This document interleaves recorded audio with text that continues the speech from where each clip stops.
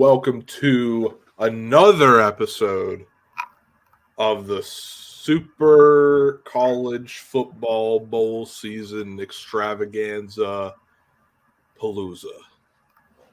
Episode 3. You ready, Tyler? Cody, is it just me or I haven't really been able to get into the bowl season this year. Maybe I'm just too busy being an adult. But yeah, is it like, am I an adult that I don't care anymore? Or is it... I would love to sit there and watch. Right. Or is there so many games? Time. Or is there so many games that you're like, this is watered down? Like, there's 43 total games. Well, let's bring it down to like 30, 25 at the lowest. I definitely want games, but the other part of that standard. Let's have a better standard too for games. How about that? And the other part of it is there's so much movement with coaches and players right now that I can't keep up with who's got who and where's what, and then also with having these playoff implications on other games.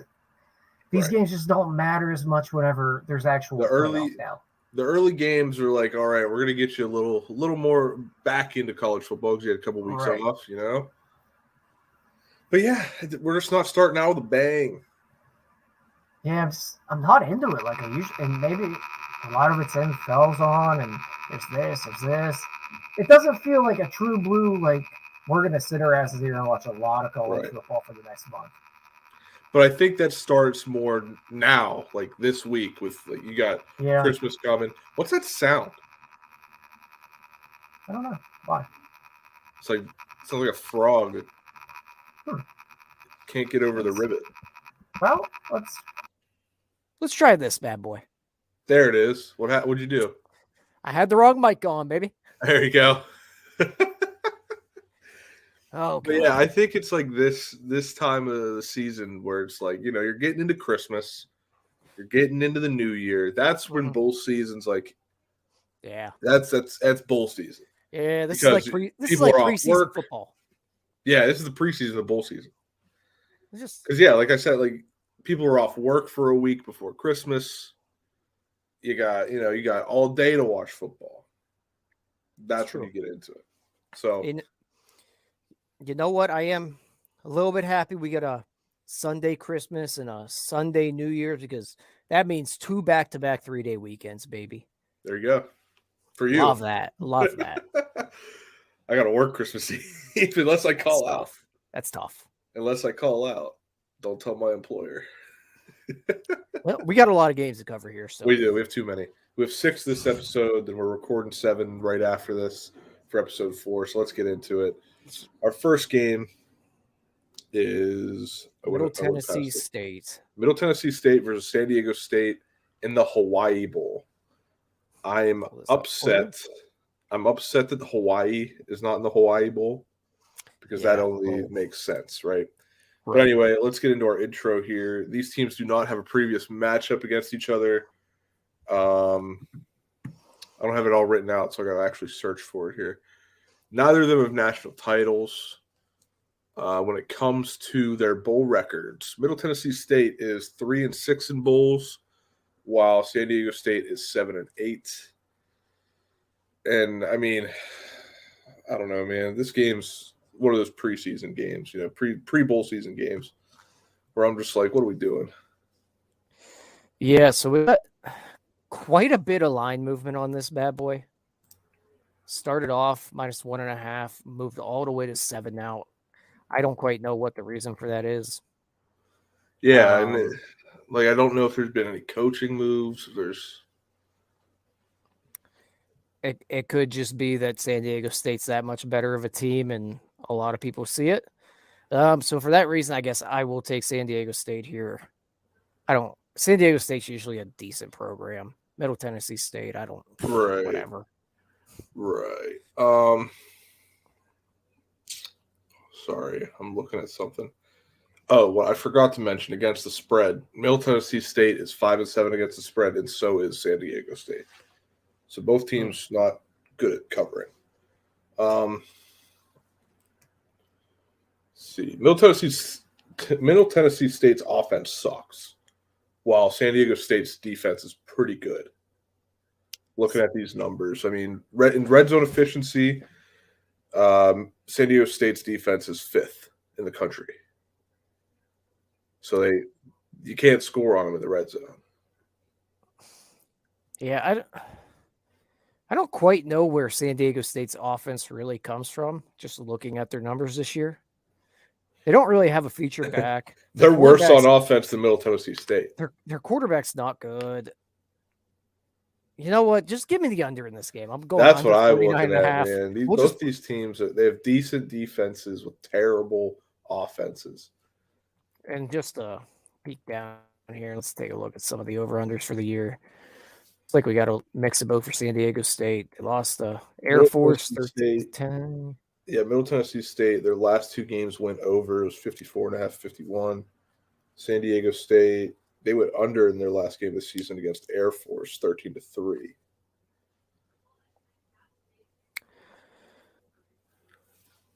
Yeah, I'm just going to take the under in this bad boy, which really ironic considering this is the Hawaii Bowl. Well, that's the other thing you got to think of. These guys really caring about the game. They're in Hawaii. This is true. These guys are in Hawaii. They're like, dude, let's get this game over with and go back to the beach, go surfing. You know. Yeah, I'm going to take the under in this one. Just not much fun there. Yeah, that's a game has underwritten all over it.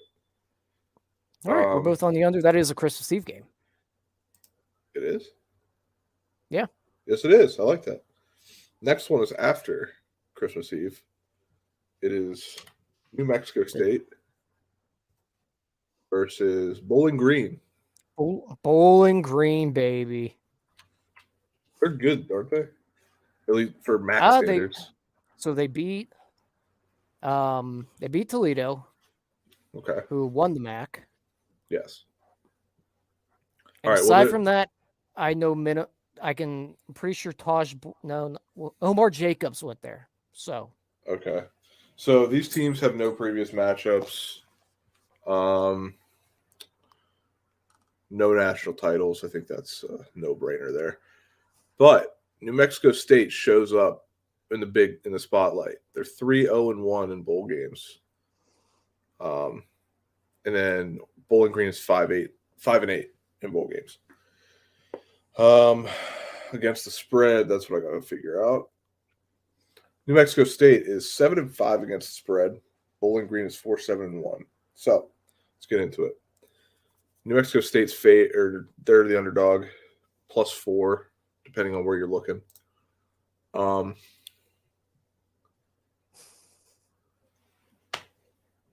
like Bowling Green, I think. I'm on your side with this. Yeah, I'm just... Yeah. I mean... It's a tough one. I hate it. This is just a game I don't care to watch. New Mexico State's defense isn't bad, looking at the numbers. Yeah, Bowling Green's offense is terrible. So now New Mexico State's offense is equally not very good. Right. Give me New Mexico State in this one. They run the ball decently. They don't really throw the ball. This is one of those old school where I think New Mexico State with the points is the best value. This is just one of those games where I'm going to take the team that runs the ball better. Right. Yeah. Plus, you're getting points. 3.5 is a good number. 3.5, 4 on DraftKings. That's your best play. This game is going to stink. Yeah, not much fun with that one. It's a bowl game nonetheless. I suppose. Now we got. Here's the bright side. We're slowly getting to the point where. We didn't say what bowl game that was. That was the the Quicken Lane Bowl. Sorry. Now we got the Camella Bowl or Camella Bowl. Camella Bowl. Georgia Southern. Okay. Georgia Southern versus Buffalo, another MAC team. The MAC is coming through in the bowl games right now. They are. See, that's the thing. Everyone wants to make fun of the MAC, but Yeah, very, very much in the bowl picture. Remember the one year? It was recently, actually, that the MAC had more bowl wins than the SEC. Dude, the MAC, they all, well, I mean, they do tend to get some easy bowl games because yeah, but I mean, still all 500. Still, what a conference! What a conference that is. All right, so these teams have no previous matchups. Looking at, they have no national titles. Shocker. Bowl record: Georgia Southern is 3-1 in the bowl games, while Buffalo's 2-3. Georgia Southern knows how to show up when the lights are brightest. Yeah, so Georgia Southern does like to sling the ball around a little bit.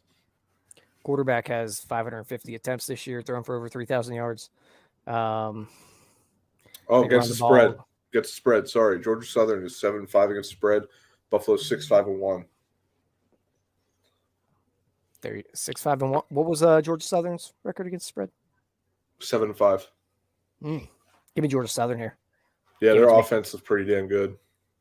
They're 9th in first downs, 4th in sacks allowed, 4th in passing yards, 30th in yards per play, and 30th in points.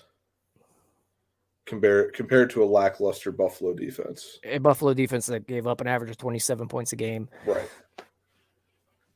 Georgia Southern favored in this one, which probably tells you a little bit. You just looking at it, the teams, you probably automatically think Buffalo. They've been around in this bowl situation for a long time, it seems like. Right. So, Georgia Southern, I don't think we really know anything about them. I'll take Georgia Southern -3.5 here. I don't like that the number's so high, but I got to go over 66.5. Over 66.5. Just with how each offense is pretty decent, and then with how bad the defenses are. Just so looking look at this. 4 out of 5 for Buffalo has gone over. If I can control my mouse. And Buffalo, in total, Buffalo has had 7 overs and 5 unders. And Georgia Southern is 6-6. 6 overs, 6 unders. Yeah, and Georgia Southern seems to have had some higher numbers. Now, do have to go over? Buffalo as underdogs are 4. They have 4 overs and 1 under. That's something to think about. I'm just taking Georgia Southern here. I like the over 66.5. So we'll move on. On to the next one. Our next bowl game is the First Responders Bowl. Who's in that one? That's Memphis? Coastal. No, you're right. I jumped ahead. It's Memphis versus Utah State. I got to pull up Memphis. Utah State. Opened up with Memphis is 7.5 point favorites, or 10.5 points favorites. Memphis clawed down to 7.5. All right, so looking at this series, Memphis leads the series 4-3. They're currently on a 2-game win streak, but you want to guess the last time they played? This year? 1977. Okay. I knew it was going one way or the other. Yeah. It was either 40 years ago or so that's what we got 3 weeks there. Ago. 4-3. No national titles for either team. Memphis 5-8 in bowl games, while Utah State is 6-8 in bowl games. And then looking at the spreads this season, Memphis is 6-6 against the spread. Utah State is 4-8 against the spread. I have bet on Utah State a few times this year. That's disgusting. I wish I could tell you why. I've placed a lot of bets this year, and I can't remember which time I bet on them. Yeah. I swear. It has not been in the last 5 matches or 5 weeks. I feel like I'm pretty confident in that. Where are we at betting trends here? Utah State 2-3 in the last 5, 1-4 in the last 5 against the spread, 1-5 in road games. Everything's screaming. Don't take Utah State, baby. Oh, never mind. Memphis 1-4 in their last 5 against the spread. Not a great betting matchup here. Now, here's the thing, though. Here's the thing. Utah State's defense looks god-awful except for against the pass. They're 25th in the nation against the pass. They're 65th. They're 65th in turnovers. So basically, Utah State's going to be like, all right, go ahead and try and throw the ball, which is what Memphis likes to do, and they're going to force them to run. Now, looking at the rushing yards, Memphis is 80th in rushing yards in the nation. It's like middle of the pack. They also allow a lot of sacks. They're 88th. Ranked 88th in sacks allowed. You know what this screams to me, pal? I'm just taking the over. The over? I'm just taking the over. This screams under to me. Which is, I know it does, which is why I'm taking the over, because at a 61.5 number, that's a little weird to me. 61.5 is, yeah. If it was at 66, like the other one. I think even but I really think Utah State's going to make them run the ball. They're going to have to prove that they can run the ball. I'm going under 61.5. I'm taking the over. 32-24 game. We're having a total off. Total off. That's what I got for that one. Give me the over. Life's too short to bet the under. You're not wrong, especially in bowl season. Exactly. Nobody wants to root for a 10-7 game. All right, this is. I'm going to say this is our first big matchup, but the next one is also a big matchup. Like you could debate which one was bigger. But I'm gonna say this is our first big matchup. We have Coastal Carolina versus ECU in the Birmingham Bowl. Two teams that are in close proximity to each other. There has to be a rivalry here, right? Is there? I mean, you have the numbers of how often they've played. I'm getting it up.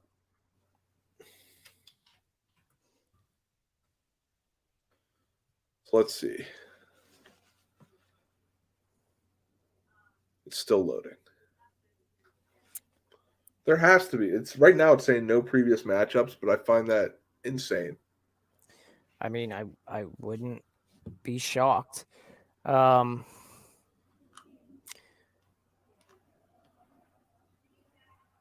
I'll tell you what I can tell you right now. Yeah. That neither team has a national championship. Well, thank you so much for that. Coastal Carolina is 1-1 in bowl games, and East Carolina is 6-9 in bowl games. I think everything is loaded. I don't think there's a previous matchup here. I don't think they've played each other before. Let me check on. Yeah, that seems weird. Head-to-head. Yeah, they haven't played each other before, which is wild. So this could spark a rivalry. And the fact that it's the Birmingham Bowl. No bigger stage. No bigger stage to spark the rivalry. Yeah, you know where I'm going to start? Let's just start this thing here. Grayson McCall. Transferring. He's not playing this game? He is transferring. So he's not playing this game? As far as I know, he is not playing in this game. Rough. I think the line shows you that enough. Right. And he is their team. So East Carolina, 7-5, favored by 8.5. Coastal's been bad this year too. I mean, they're 9-3. Yeah, but they're not dominating like they did last year. I guess, but they're 9-3. So just shows you how big Isaiah Likely was to that team. I mean, Grayson McCall's a dude. I agree. It sounds like Auburn and Florida are both. So against the spread, Coastal is 4-7-1. ECU is 7-5 against the spread. Yeah, I'm taking ECU here. I think ECU's the play on the spread. The over could be in play. It looks like Coastal is 7-5 and over under. 7 overs, 5 unders. Eastern Carolina 6-6. But East Carolina as a favorite is 5-2 in over-unders. 5 overs, 2 unders. Coastal taking all the totals. Coastal, I am. Because I have no idea how to read these teams at this point. Because I don't know who's on what team anymore. They're on the transfer portal. All I got to know is that they don't have their quarterback, which, hey, I missed. That's a big part. I missed heavy on the Louisville game. Yeah. Read that. We both did. I think no, I took Louisville. No, you took Louisville. I took Louisville. So. And your read was exactly right, actually. It was. Because you said they're going to go out there and just piss on Satterfield. And that's literally what they did. Literally what happened. The Cincy players were saying, we don't want to play for him. Right. And he isn't even coaching them yet. Nope. They didn't give a shit. Why should I go out here and mess up my fucking career if this guy's just going to leave me? And the Cincy players are even, we don't want to play for this dude. That's tough. I know how to read people, Tyler. Hey, you know what? Can I get a pat on the back for my Southern Miss thing? Good job. I mean, do you remember how that conversation went? Yeah, it went exactly how you said. They got a Frank Gore Jr. Frank Gore Jr. had almost 400 rushing yards. He had 3 rushing yards, and he passed a touchdown. Yeah. Because if you remember last season, they had him play quarterback because they lost all their quarterbacks in one game. I mean, he threw the ball like 3 times. What a wild game that was. Yeah, I didn't watch it. I wish I did, but I had it on my phone while I was playing Fortnite. Yeah, that was. I wish I would have took the bet on that one because I think I was on the same side as you. But you read it like a book. You know what? Sometimes you predict the future and it feels good. So yeah, the East Carolina game, we're both taking ECU minus 8.5. Play it to 8.5. Play. You know what? Play it to 9.5. Play it to 9.5. Coastal's nothing. Coastal is nothing without Grayson McCall. Calling my shot there. I like it. I do like that pick a lot. And I think we saw it when McCall went down. Was it last year? Coastal kind of crumbled. Right. But here's the game that you could debate is bigger than the last one. We have Wisconsin versus Oklahoma State. Yeah. These are the big boys, big conferences. We made it. No previous matchups between these two.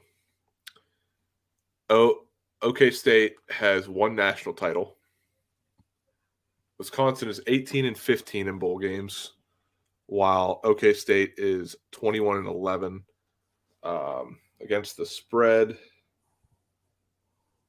Wisconsin's 5-7 against the spread. OK State's 6-6, and I'm throwing all facts in whatever you want to throw it, like all the reasoning to the wayside, because OK State did me dirty earlier in the season, and I'm all in on Wisconsin. Give me Wisconsin. Give me Wisconsin minus 3.5. Revenge game. It is a revenge game for who? For you. Oh, for me? Yeah. For you. I had, whenever they played Kansas State, it was in a teaser. So I teased the over. I teased it to 54.5. Oklahoma State put up a goose egg. They maybe scored 1 touchdown. I can't remember, but all I know is that what's the coach's name? Gundy? Yeah. Yeah, his son went in to play quarterback for the last drive. This kid was driving. I was like, yes, this kid. He's like, Dad, I'm going to make sure we don't put up a goose egg for you. I'm your son, and I will not let you be that embarrassed. This kid gets down to the 25 and throws the worst pick I've ever seen. So that guy, I don't know what his name was. It might have been Nugent. I don't know. It was something Southern. Something stupid. But Lil Gundy. Lil Gundy. Who might be starting this game. I don't know. I don't know what OK State's quarterback situation is. They got some Sanders guy that I think he might have. He's going to the draft, isn't he? Or is he transferring? I saw something about him a while ago. So I think this one's pretty simple for me. It comes down to the fact that it sounds like Braylon Allen is healthy and going to play in this game. Every time Oklahoma State has seen a running back with any slight sort of talent, they have been exposed. They're Luke Fickell coming in. Hopefully it injects some life. He's not coaching this game, but still. Yeah, I'm all over Wisconsin. Oklahoma State's defense has taken a giant drop off after losing Jim Knowles. I'm going Wisconsin here. Going back to the old reliable. They pound the rock. Oklahoma State's susceptible to that. This was the guaranteed rate bowl, by the way. Yes. Big bowl game. And even if my information's off and Braylon Allen doesn't play, they still got Malusi. They still got backs out the wazoo. They'll be fine running the football. Right. As long as they got them big uglies, they'll be all right. This is the guaranteed rate bowl, right? Yes. All right, just making sure because that's our last game to talk about. Anything else? No, I mean, we're getting there. Next episode. Next episode, we got the Military Bowl. We got the Liberty Bowl. The big boys are coming. We got the Holiday Bowl. We got the Cheez-It Bowl. We got the Pinstripe Bowl. Maybe I'll call out of work for that one. Go over to the Bronx. There you go. Get you a slice. But we're almost there. We're almost to the Duke Mayo Bowl. We're getting there, baby. Sun Bowl, Gator Bowl, Barstool Sports Arizona Bowl, Orange Bowl. That's what episode 5 leaves you with, a cliffhanger with the Orange Bowl. Like that one's going to leave you with wanting more. But all right. That's it for this episode. That was 6 games in under 30 minutes. Don't know how helpful it was, but we had fun talking about it. Yeah. All right, folks. Let's wrap this bad boy up and keep it moving, baby. Let's wrap it up. We're going to record the next episode right after this, so keep a lookout on it. It will come out just Sunday? 4 days after this one. All right. This one comes out 23rd, but you knew that because you're watching it on the 23rd. Exactly. So we'll see you. All right. Peace out, Girl Scouts.